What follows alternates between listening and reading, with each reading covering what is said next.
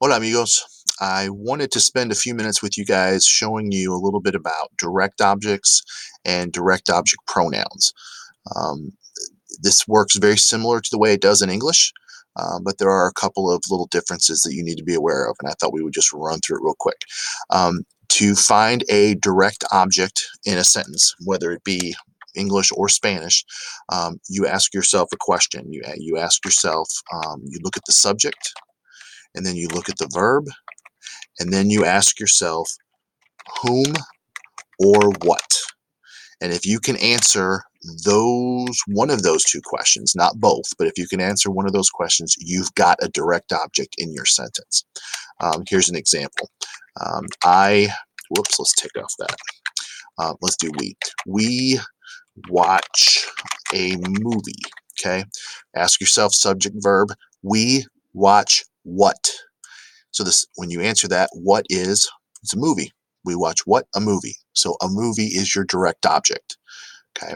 Another example might be, I eat popcorn. I eat what? I eat popcorn. That is my direct object. Okay.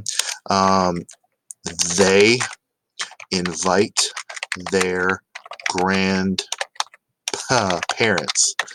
They invite whom? Well, I was supposed to put an S there, sorry. They invite whom? Their grandparents. That is the direct object. So that is how you identify a direct object. And it's the same thing in Spanish.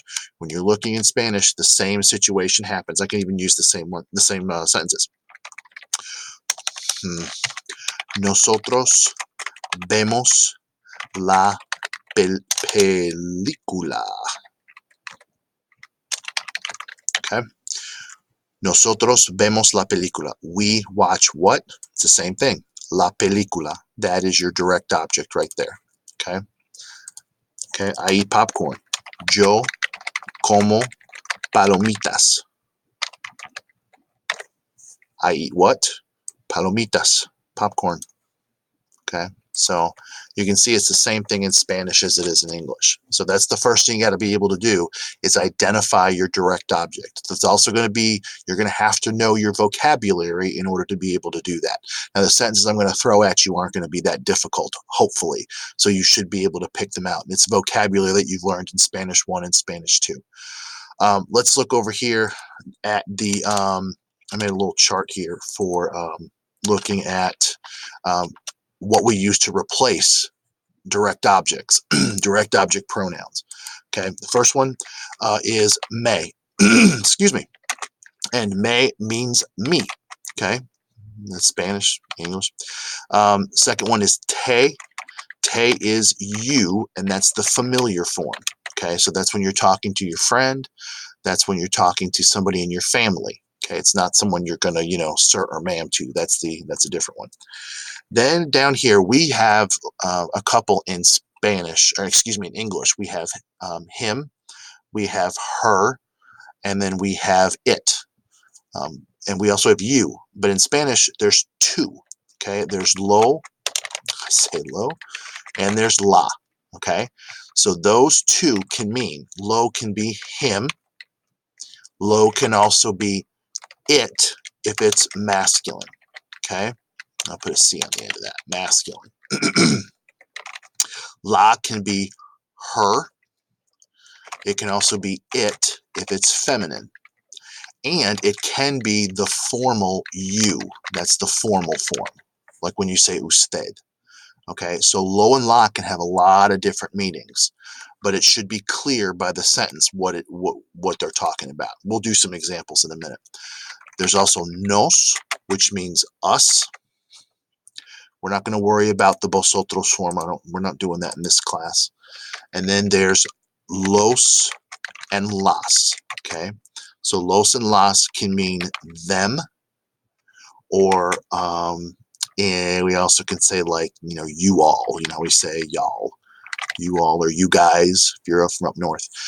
Remember that you have to use los if it's them masculine, either masculine things or masculine a bunch of group of guys, or a group of guys and girls would be los. It's las if it's a group of feminine things or a group of nothing but girls. Remember, if you throw a guy in there, you've got to go back to the los. You only use las when it's all girls. Okay?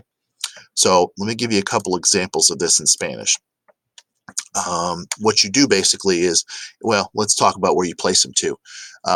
In English, we take out the direct object and we replace it with the pronoun right where it goes. So I think I eat popcorn. In English, we would replace that. We would say I eat it. That's your replacement right there. We put it in the same position. We take popcorn out. We put it in its place. Okay. Spanish is similar, but the placement is a little bit different. Okay. The placement in Spanish is different. So you say, yo como palomitas. Okay. Let me edit that a little bit and say las palomitas. Okay. If you want to say, and palomitas, by the way, in Spanish is plural, whereas in English we just say popcorn like it's one thing. You're going to take out palomitas, and if you look up here, you're going to have to go to the plural side, which is all this over here. Okay. You know it's not us. It's going to be one of these. I eat them. Okay, I eat it. You're going to use the feminine, las. All right, so that's what you're going to do. You're going to take las palomitas out, but here's the trick. In Spanish, the direct object pronoun always goes in front of the verb. So we would say, yo las como. It's a little different, you know. So you look at that again, you're like, yeah, that's the way it works, though. If we're going to use another example, we see a movie. Nosotros vemos una película. We see a movie. Oh, sorry. Nosotros. Let's fix this spelling. My typing is bad. Okay, so what you're going to do is we see what? We see a movie. So the movie is your direct object right here. Let's underline it. Okay. When you replace it, you're going to take it out. It's singular, so you're going to stay on this side of the chart. Okay. It's not a me, it's not a you, it's an it. It's an it that is feminine, ends in an A. So you're going to use lower la, going to use la. All right. And you're going to place la in front of the conjugated verb. So you're going to say nosotros la vemos. First sentence says, we see a movie. Second sentence says, we see it. Okay. And same thing with people. I think we said, what do we say? Let me go up a little bit. Who do we invite? They invite their grandparents. Okay, so ellos invitan a sus abuelos. They invite their grandparents. This one's a little bit different too, and I got to talk about this for just a quick second. You'll see it in the notes afterward. That letter A that's in this sentence right here, this is called a personal A. Okay, the personal A in Spanish comes in front of a direct object if the direct object is a person. Okay, you notice I didn't put an A in front of popcorn. Popcorn isn't a person. A movie is not a person, but grandparents are people. So you put the letter A in front of sus abuelos. There's no translation for this in English. We don't do this at all in English. This is something that you just have to remember to do in Spanish. Okay, you have to remember to do this. I'll give you another example right after this one.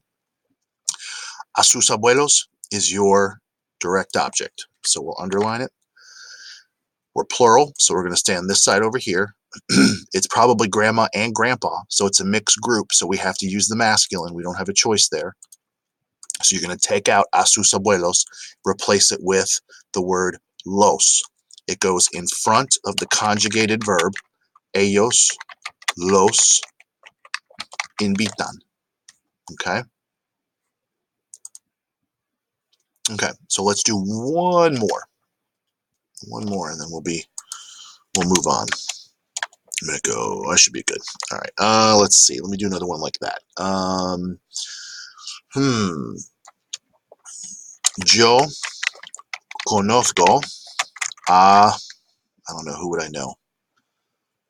Yo conozco a, I don't know, who's a good one?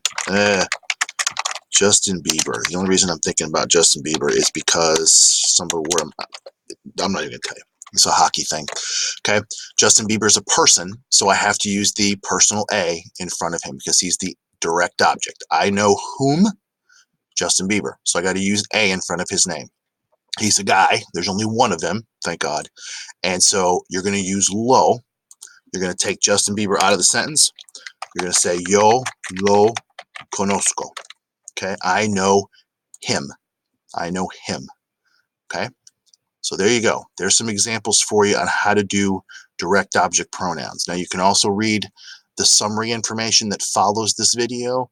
And aside from that, you can go into the Bosse's textbook and I will put a link there. And most of the stuff that I've just gone over, there's other examples that you can look at there as well.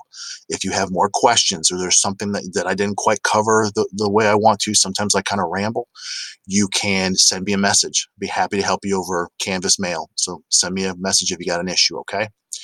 All right, and then just go on with the activities. Let me know if you have any problems.